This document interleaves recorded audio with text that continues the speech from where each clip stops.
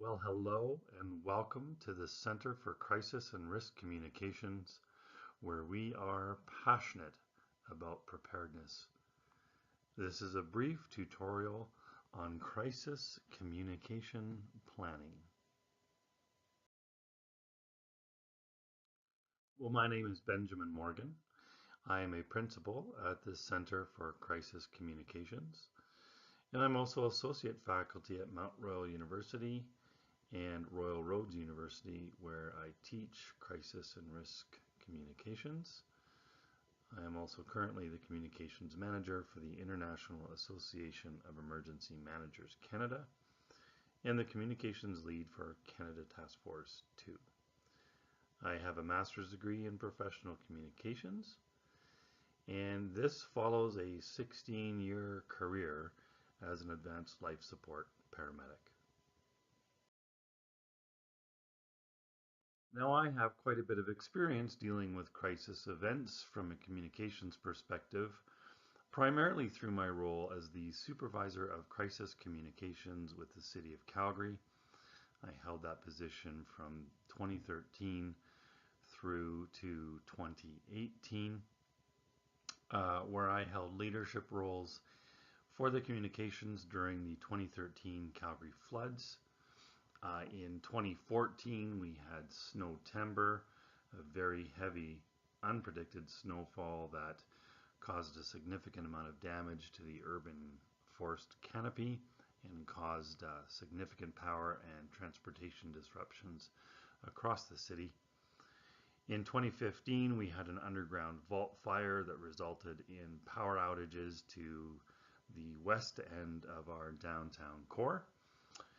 And through my involvement in Canada Task Force 2, I was dispatched to the Fort McMurray area to support local communications during the wildfires of Fort McMurray in 2016, and a bunch of other events in between. But most notably, I held leadership communications in Canada's two largest and costliest natural disasters and peacetime evacuations.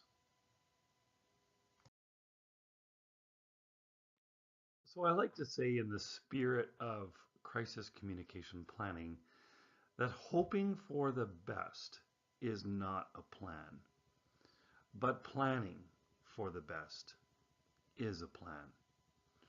Or you might say planning for the worst is a great plan.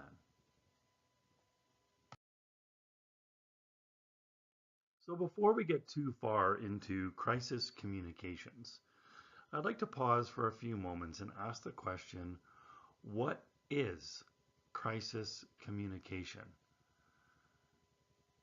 Often when I guest speak at a university, I will have 4 or 5 PR students approach me after the presentation and say, that sounds so cool.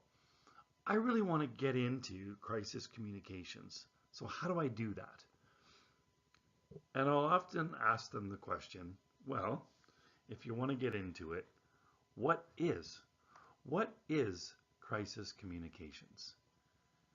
And I'll get an answer. It's communications that is fast. It's communications that is under stress, and a whole bunch of different answers. And yes, those are all true. But to me, crisis communications is communication planning. It's media relations. It's social media. It's marketing. It's internal communications. It's strategy. It's stakeholder engagement. It is communications. But when we put the word crisis in front of communications, it suggests that the stakes are high, the outcomes are unpredictable, and we are often in a situation that is underpinned with emotion. And the communications move at an exceptional pace, which is why it is so important that we are prepared and that we have a plan to to work from. So why? Why crisis communications? I think we all understand marketing, internal communications. We're communicating because we want to increase our sales, because we want to increase awareness, because we want an informed employee community. But crisis communications, more often than not, from a municipality or a government sector perspective, it's to protect the life and property of our community, to protect the economy. But more often than not, and generally speaking, crisis communications is here to protect the brand and reputation of our organization.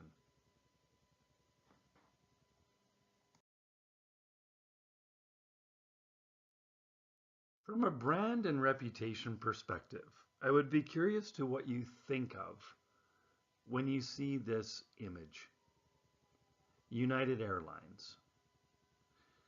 Now, most of us living in Canada, we don't have a close relationship with United Airlines.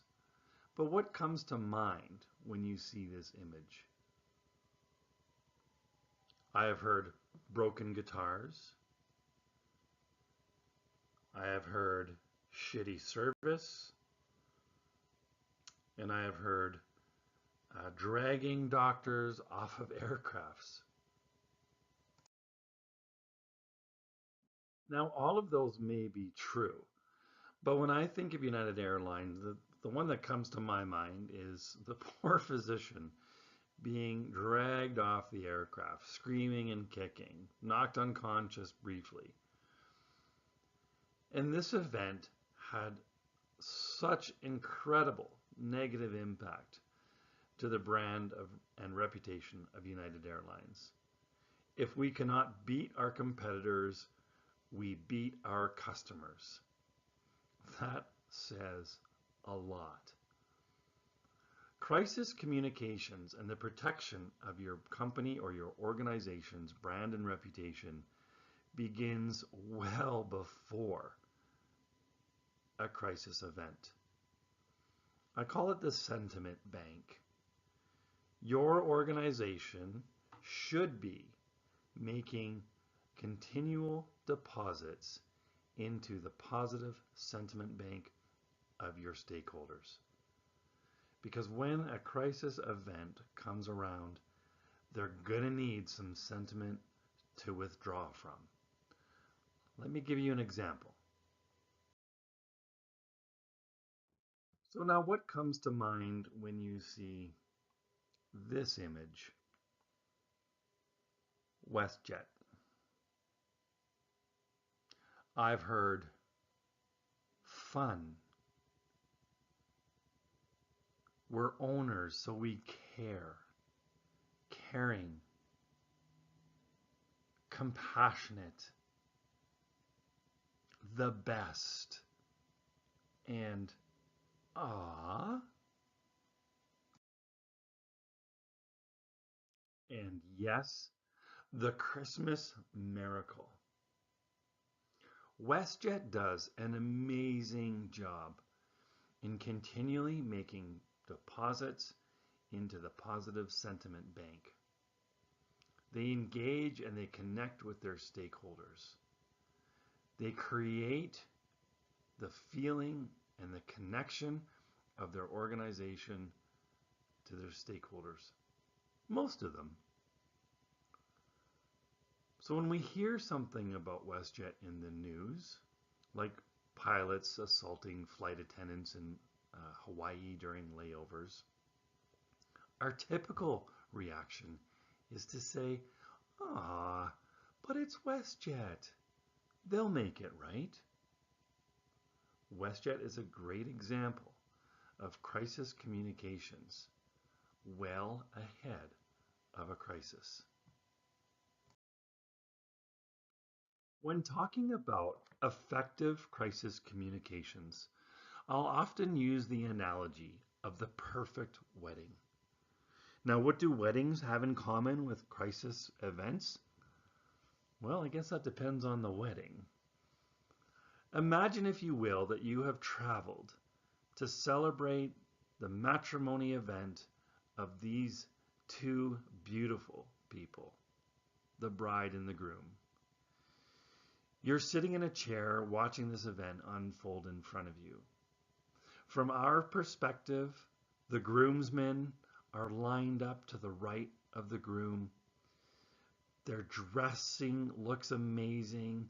Their shoes are polished. All of their ties match. They are happy.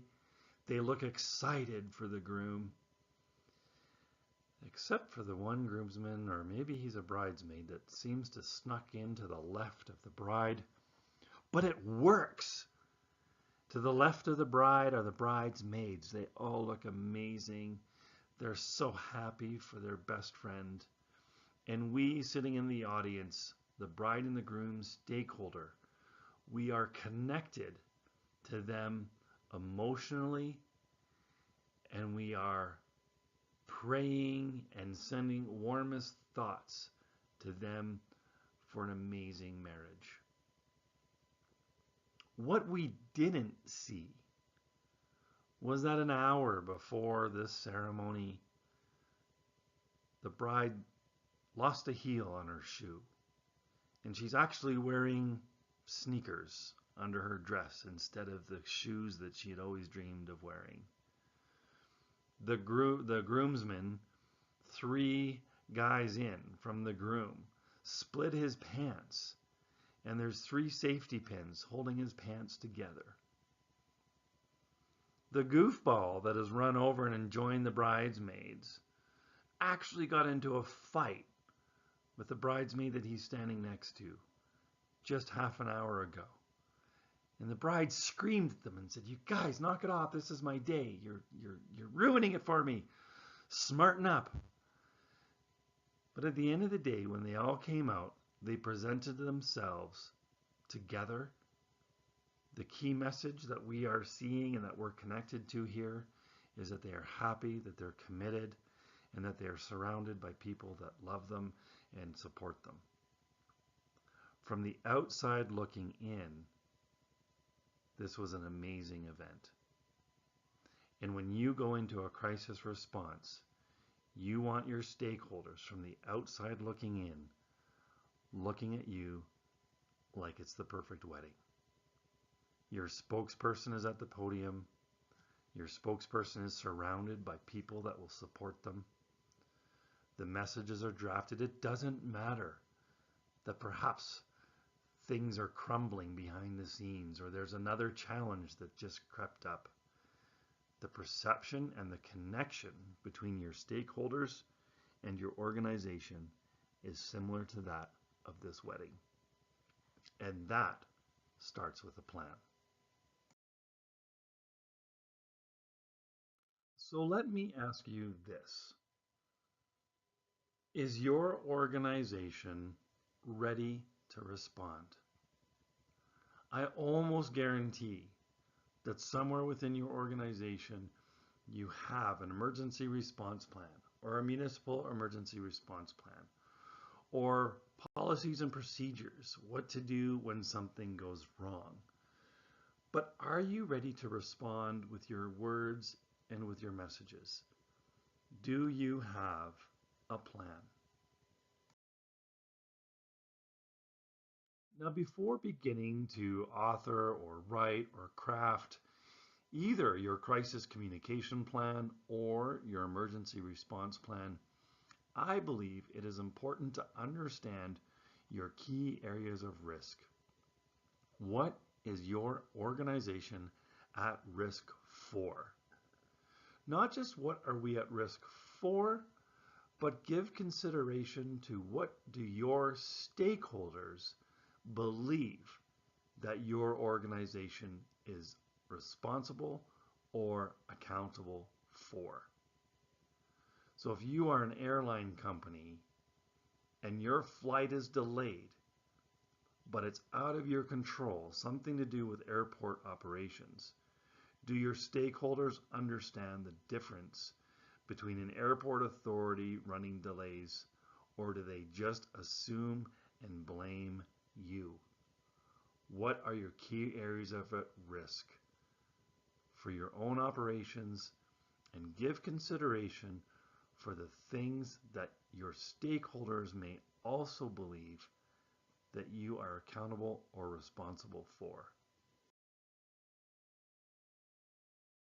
Now, when the Chinese write the word crisis, they use two characters.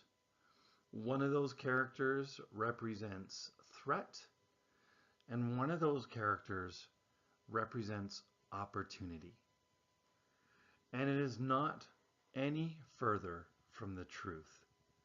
Every crisis event delivers or offers your organization opportunity. Opportunity for growth, opportunity for new relationships, opportunity for learning, opportunity to enhance and expand on your company's reputation. It is up to you, and it is up to your organization to turn a crisis into an opportunity. And there are several ways to go about doing so. Crisis events are a great opportunity to build, nurture, and grow relationships. Perhaps an event has drawn you and another organization closer together.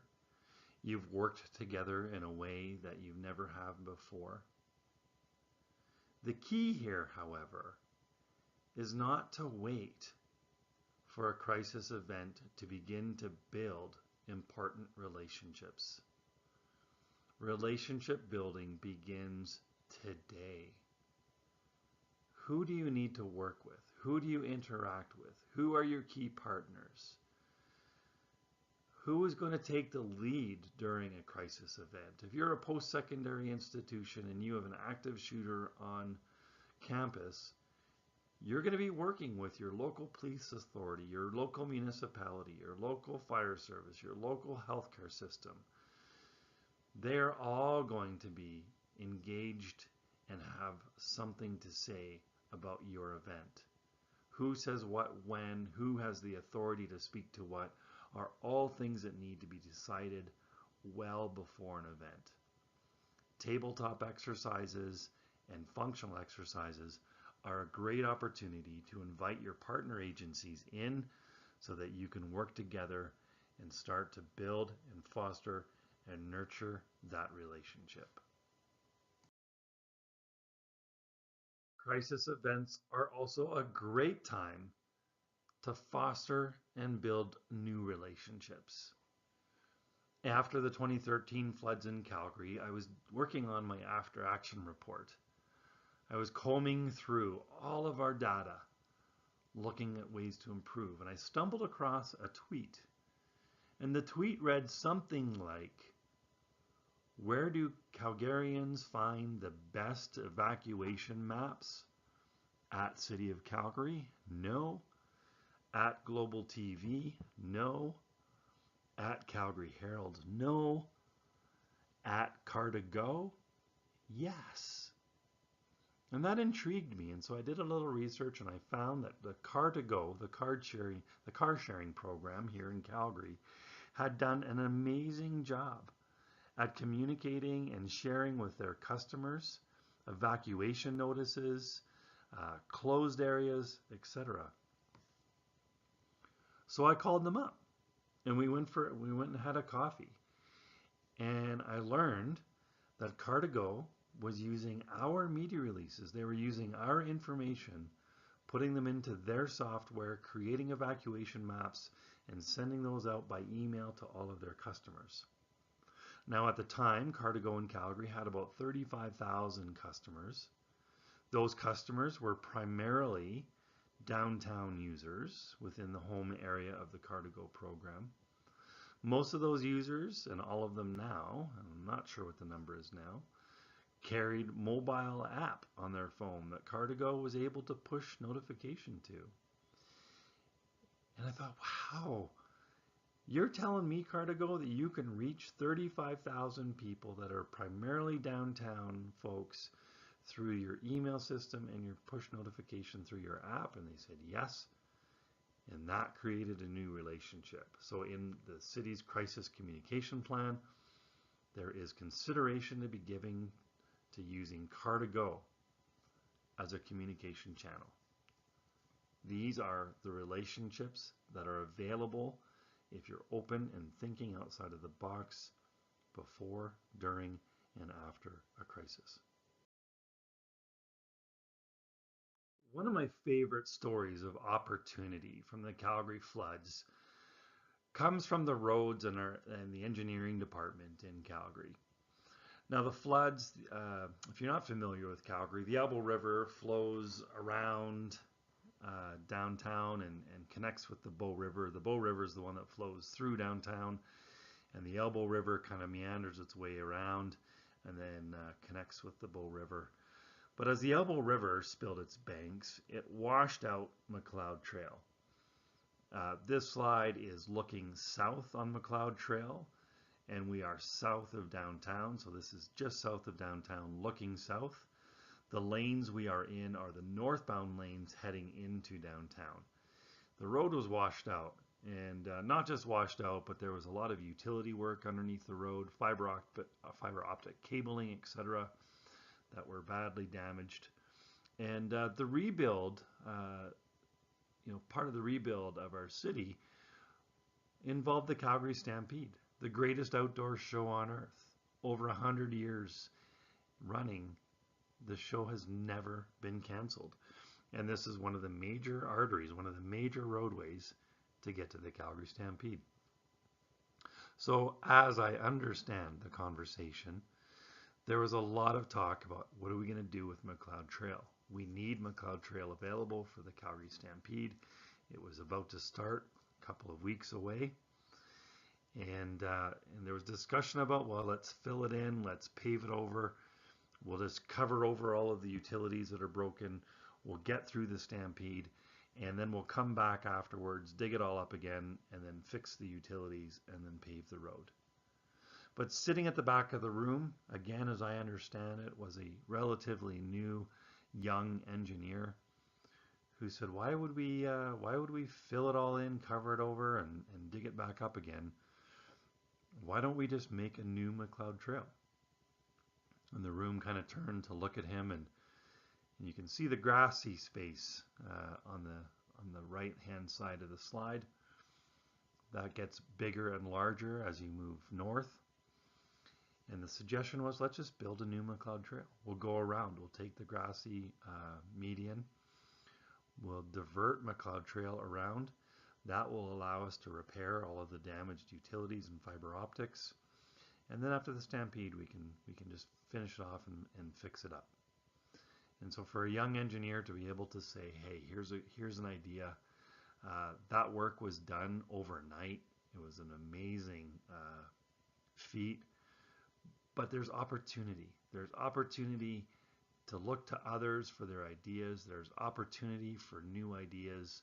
Opportunity to look at doing things in a way that haven't been done before.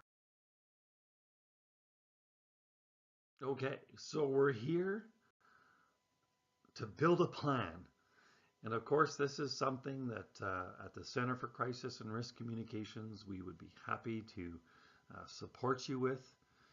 This is a very broad brush, high level, quick, down and dirty chat about how to start building a crisis communication plan. There are as many different ways to go about building a plan as there are plans.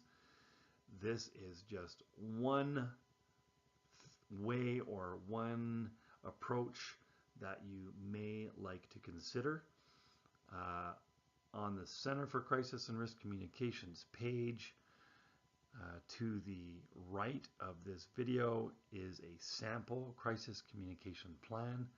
It is just one of hundreds that are available on the World Wide Web. You are free to download that and use that as a template just to help get you started. So let's talk about building a crisis communication plan. I mentioned briefly earlier identifying your key areas of risk, and that'll come into play again. But understanding what you are at risk for, what you may be at risk for, or what your stakeholders presume you are at risk for is a really important place to start. Once you have that understanding, I would then encourage you to identify who are your stakeholders. Who has a stake in the game? Who has a stake or an interest in your organization? To who does this matter? So stakeholder is a term that gets tossed around a lot. And there's probably several different answers to these questions. But give consideration to what is a stakeholder? To who does your business matter? To who is connected to your organization? A lot of times we'll see our stakeholders, there's internal stakeholders, external stakeholders, and yes, those are very true.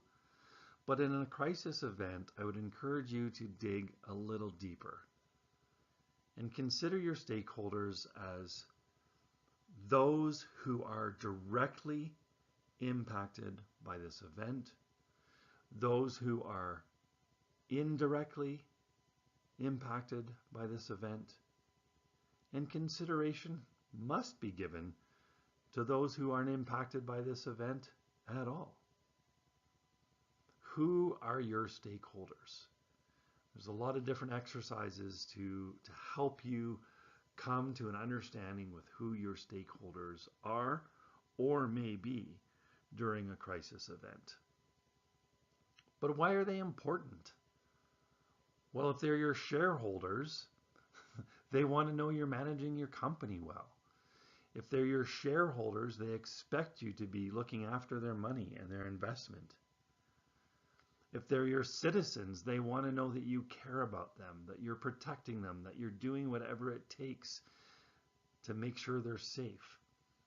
If they're your customers, they want to know that they're getting the value for the money and that you care about them and that you're going to make this right. So really spend some time understanding who your stakeholders are. Once you have a good understanding of your key areas of risk and who you're talking to, then I would say start building your plan. Now, as I mentioned before, there are just as many ways to go about building a plan as there are plans, or there are just about as many ways to build a plan as there are different types of organizations.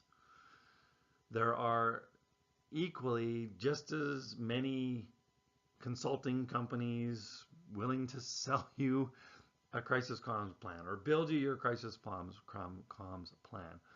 What matters most in my mind is that you build a plan that works for you. I talked earlier about identifying your key areas of risk. For some organizations, municipalities are prime examples. Municipalities, healthcare systems, schools are prime examples of organizations where it may not be possible to think of all of the areas of risk that that organization is dealing with or responsible for. It's a little easier if you're a private company, that you're in the manufacturing business. It's easier to understand and drill down on what your key areas of risk are. So for me, build a plan that's going to work for you. And I see a couple different ways to approach building your plan. The first approach is the songbook, as I like to call it. This I find is more geared towards companies that have very clear areas of risk. And if you can imagine looking at a song book, you open the book, the front page has got the index, with every song that's available inside the book. In the crisis communications world, the songs might be fatality in the workplace, poor craftsmanship,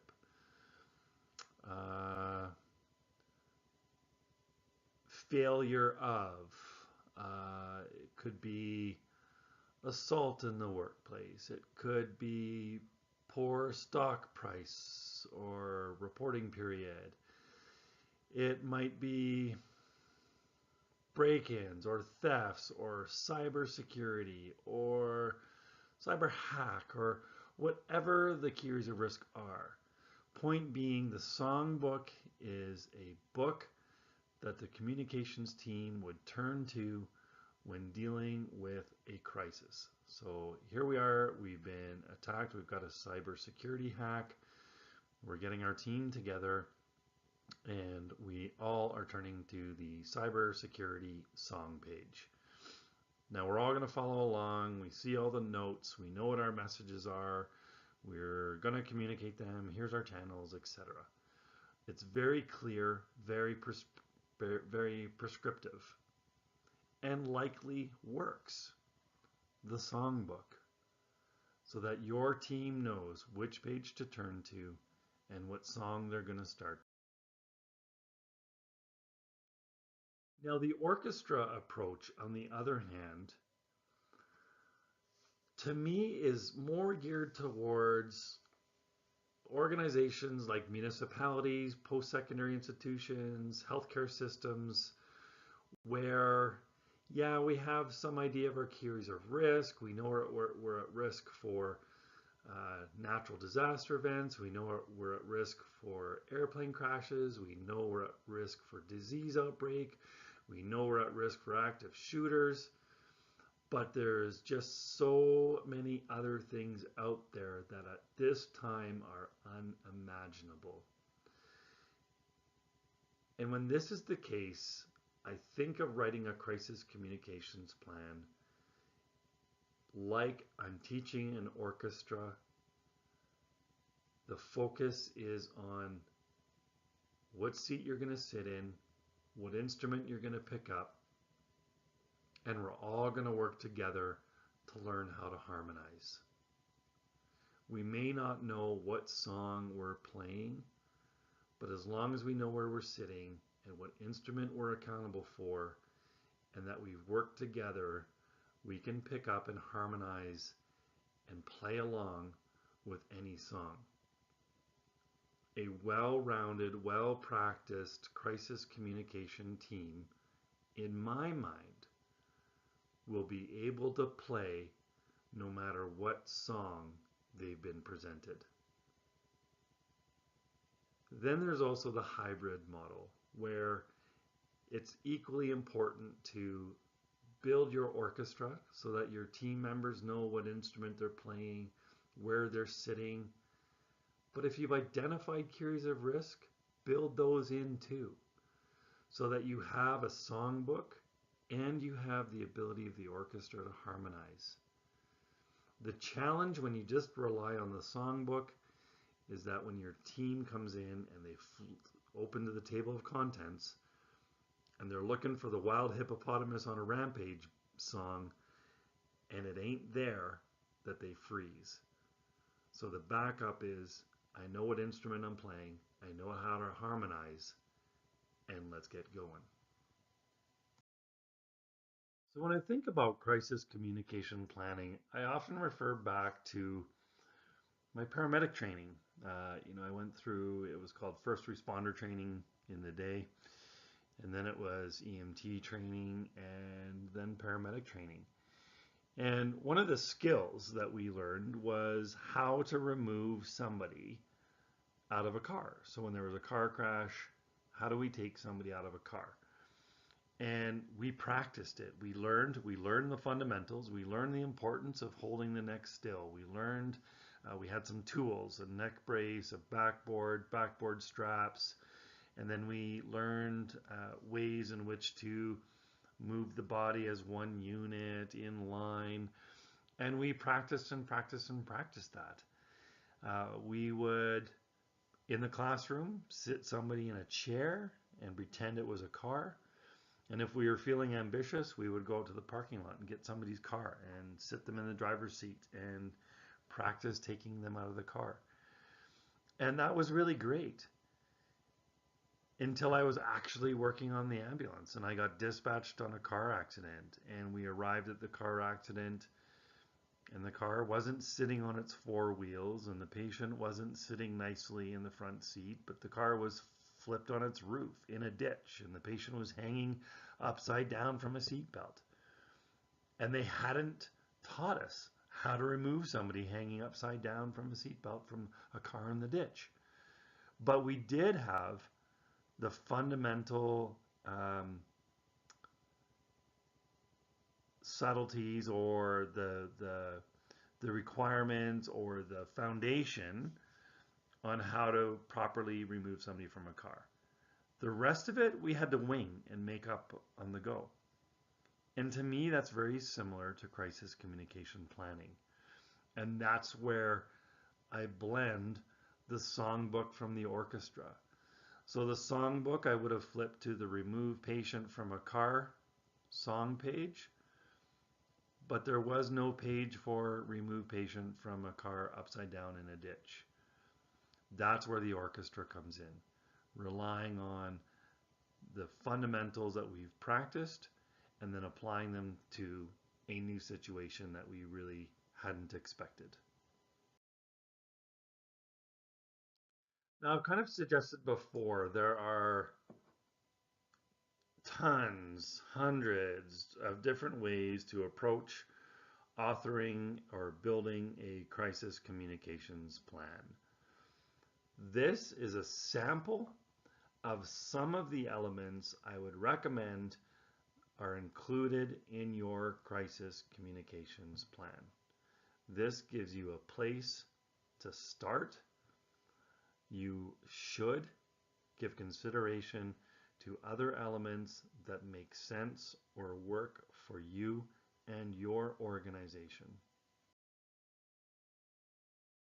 Now, while considering building or creating your crisis communications plan, I would like you to give additional consideration to these highlighted components of a plan: stakeholders, communication channels, key areas of risk, messaging, key messages, and directories.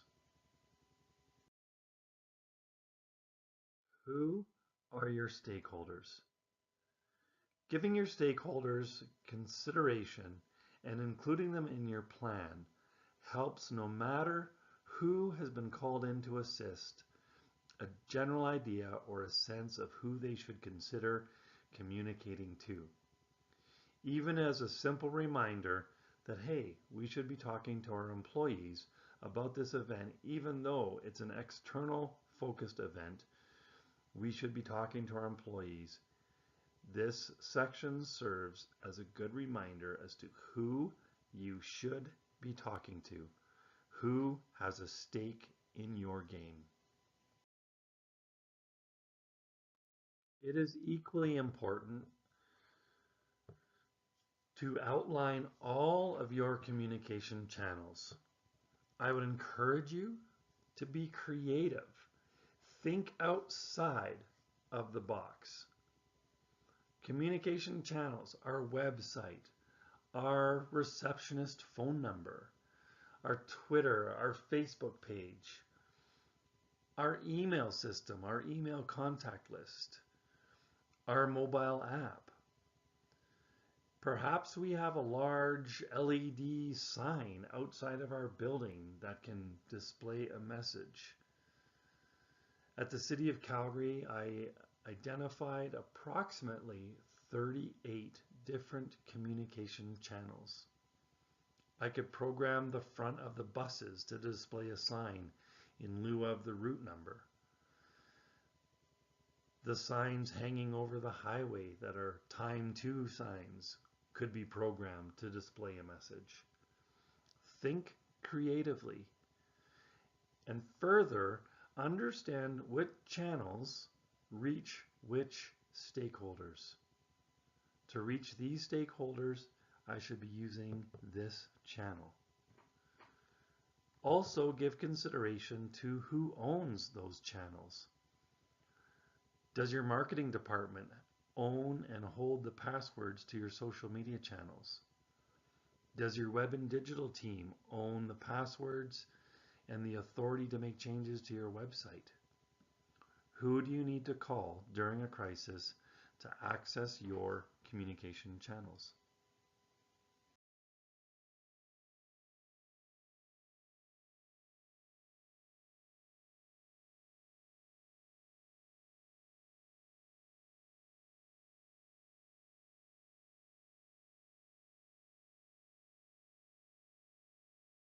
Understanding and documenting your key areas of risk may help you understand and support your key messages.